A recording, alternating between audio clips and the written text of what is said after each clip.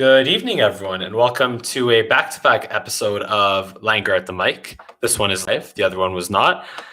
I just finished previewing week 2 with my good friend Ryan Silver on the preview. So check it out on my channel at Mike Langerr on YouTube. And if you obviously enjoy my commentary and my content, then be sure to subscribe and like your favorite videos, of course. And in this video, I want to make another one today because I won't be able to make them either tomorrow or this weekend. But I want to make another one today to preview the Cowboys versus Atlanta Falcons game taking place this Sunday at 1 p.m. Eastern in Dallas or Arlington, Texas at AT&T Stadium. The 2020 season opener, 2020 home opener at AT&T Stadium for the Dallas Cowboys. I'm hearing it will be filled at 25% capacity this weekend. I'm pretty sure.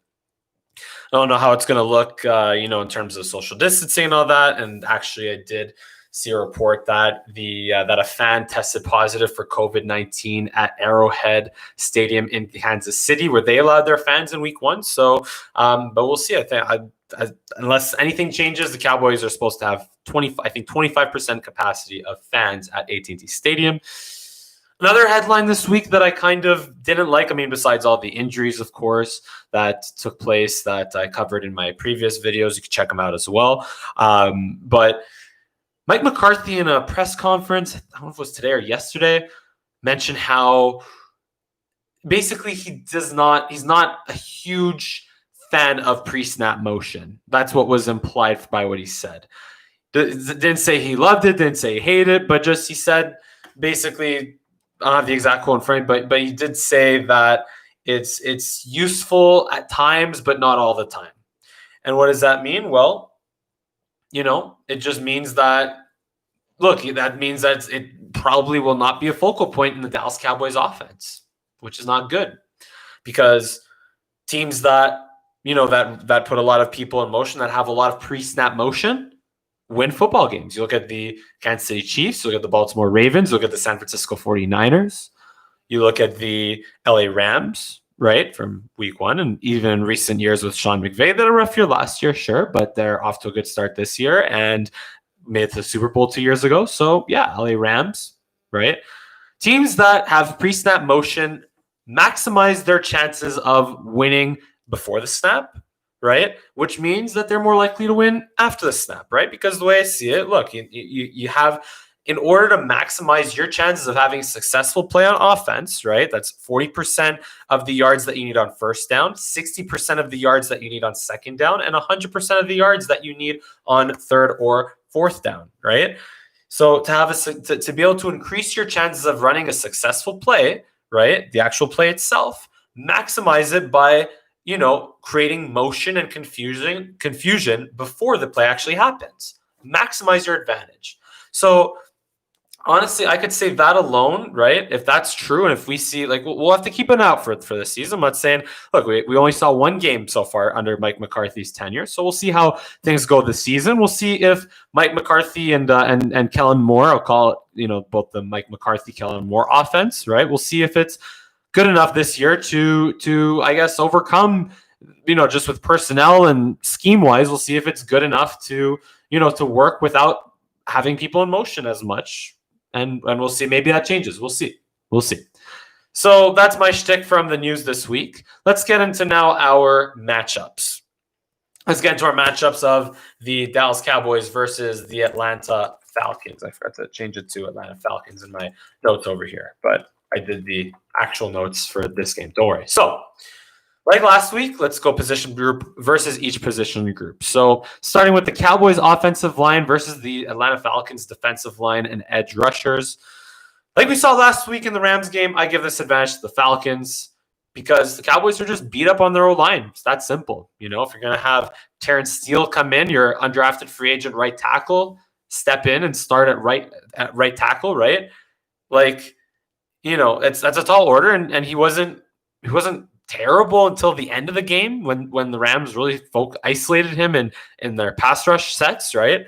But he's just, he's an undrafted free agent, and it is what it is. And, between him and Connor Williams, right? He wasn't, again, terrible, but he wasn't great. And also Joe Looney, again, average, right? But also Zach Martin gave up a sack last week. And he was playing against Aaron Donald last week, but he was playing against Grady Jarrett this week, right? And Pat McKinley and Dante Fowler, right?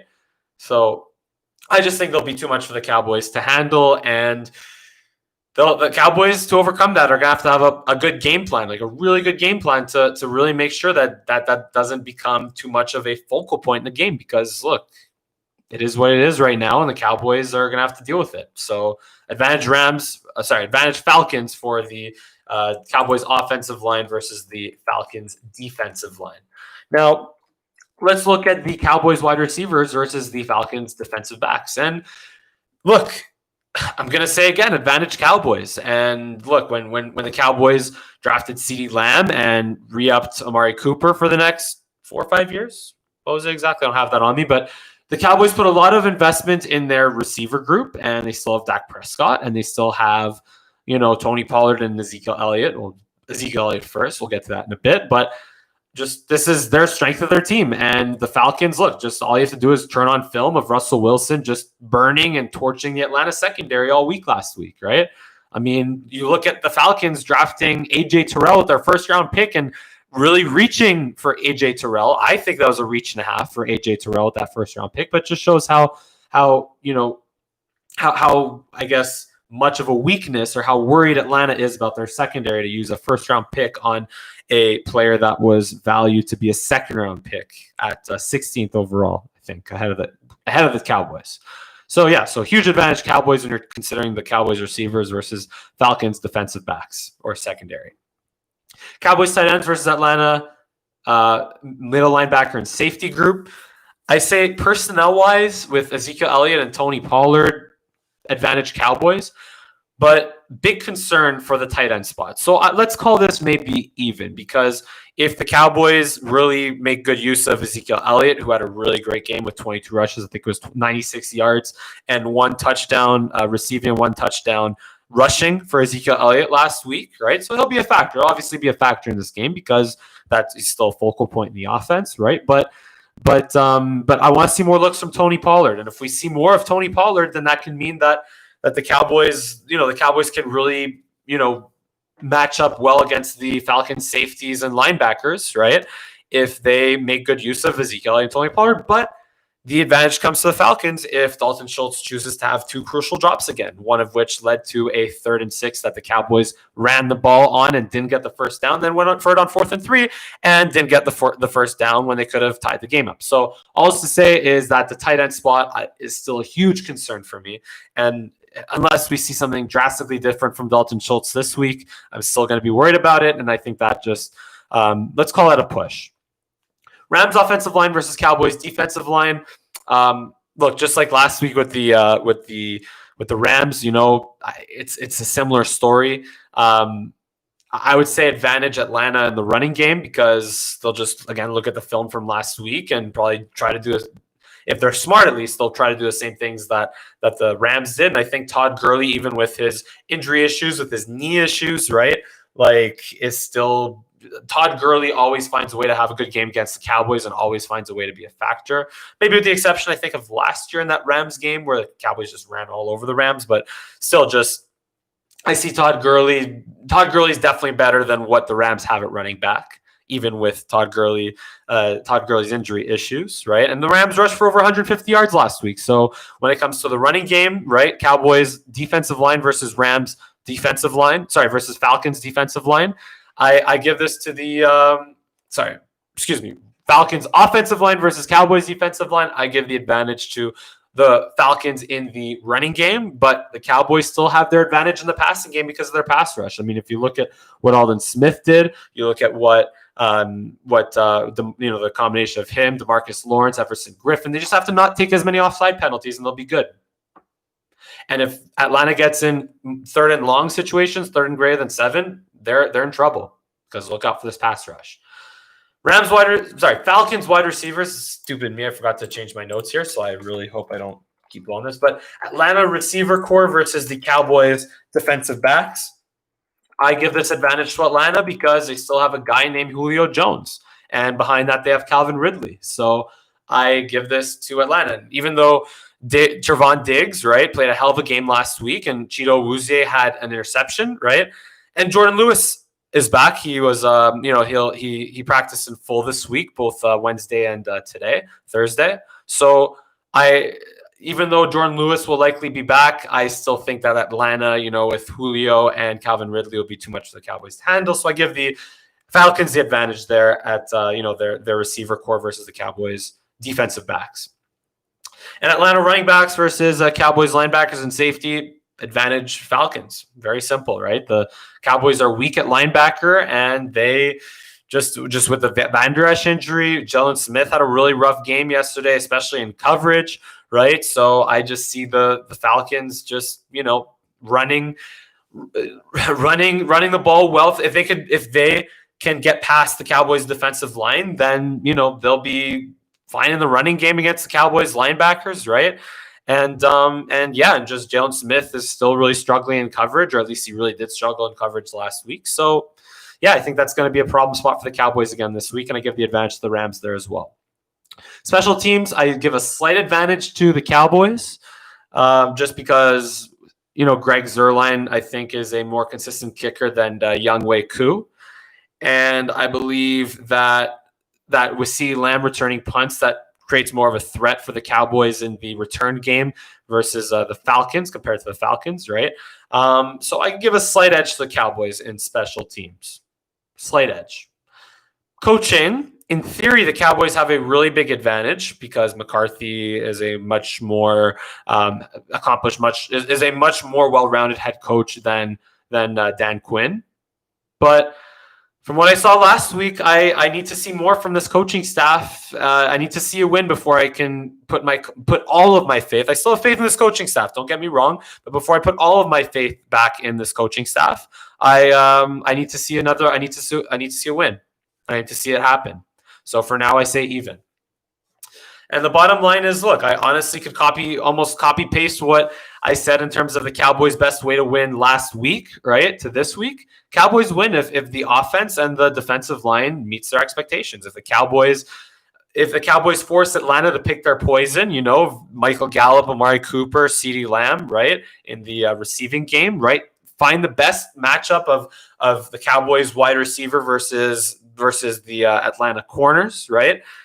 Find the best matchup, whether it's CeeDee Lamb versus, I think their slot guy is Denard, right? Darqueze Denard will be their slot guy, and it'll be AJ Terrell and Ulukan on the outside. So if the Cowboys just have to find their best matchup in the with their wide receivers against the Falcons secondary, and make them pick their poison. But I personally think we didn't see enough of that last week. And I know Michael Gallup did have that offensive PI call, which just really was a huge factor in the game, of course. And it bothers me seeing it again when I saw replays of it this week. But I want to see more pick your poison style of the Cowboys, receivers against the Atlanta secondary. And if that's going to be their way to win, right? And then on the defensive side of the ball, the Cowboys, if they could get after Matt Ryan, then that'll be fine. Just force Atlanta into third and long situations and let the defensive line go to work. That's simple, right? That's how the Cowboys win. But Atlanta wins by getting after Dak, right? Because the offensive line just is really, just beat right now. Letting Julio Jones and Calvin Ridley just doing their thing against the Dallas secondary. And I think Todd Gurley is going to be way more of a factor by himself as Cam Akers and Malcolm Brown and Darrell Henderson were for the Rams last week. So I think, look, just both in the running game and passing game, Todd Gurley, right? And I think that the Falcons will run the ball well if they do similar things that the Rams did last week. And that's why I think prediction-wise, I honestly, I know I say don't overreact to week one, but I think the Cowboys will be neck and neck with the Falcons through 3.5 quarters. But I think the game gets away from the Cowboys late, and the Falcons, they go away with they walk home with a 34-23 victory over the Dallas Cowboys. Just because, again, the game gets away from the Cowboys late because Matt Ryan finds Julio or Calvin Ridley, and just the Dallas defense doesn't really stop them. Or on the other hand, you could also say that the game Atlanta could come out firing, right, against the Cowboys defense, and the Cowboys start slow offensively, and try to come back, but it's too little too late. I just think that, again, Atlanta in this game, 34-23. That's my prediction. And also, I forgot to mention the injury report. I'll go through that real quick. So if Tyron Smith is being bothered by a neck injury, then that is very, very, very scary. It was said, I think, by McCarthy or Jerry Jones, say that Tyron Smith and Amari Cooper with his ankle, right? Amari Cooper was limited today. Tyron Smith didn't practice, but they said that the Cowboys report that there are no concerns for Cooper and Tyron Smith's availability. Aldon Smith has a weird tooth issue. I don't know enough about that, but he didn't practice today, so hope Aldon Smith will be ready to go. And what the good news is that Jordan Lewis is full practice yesterday, full practice today. So Jordan Lewis, I would say, is likely to suit up this weekend, which will be huge to the Cowboys secondary. And on the Falcons side, they have a lot more concerns. Marlon Davidson, Dante Fowler, Charles Harris, Julio Jones, Jake Matthews, Kendall Sheffield, Chris Lindstrom, Alex Maggin, DeAndre Sinat, right? DeAndre and Sinat are all on the injury report for the Falcons. The biggest concerns seem to be Marlon Davidson, who was limited, Charles Harris, who did not practice, Jake Matthews, who was limited today, did not practice on Wednesday. Kendall Sheffield was a DNP today and yesterday. So, so injury-wise, the Falcons are also banged up as well. But hey, it's football, right? There's always going to be injuries. So we'll see how that plays out. And look, hey, still be cheering for the Cowboys, of course, but I don't want to overreact to the game on Sunday, but I also didn't see enough good things from the Cowboys to give me confidence that they're going to win this game. So that's why I'm predicting the Falcons will win. So yeah, this has been a Langerr at the Mic live show. And if you like my commentary, I know it wasn't Cowboys friendly today, but if you enjoy my commentary, then be sure to subscribe to my channel, like this video, follow me on Twitter and Instagram. Links are included in the description below. But thank you for watching this Cowboys versus Falcons preview of Langerr at the Mic live, and I look forward to seeing you again next time. Take care.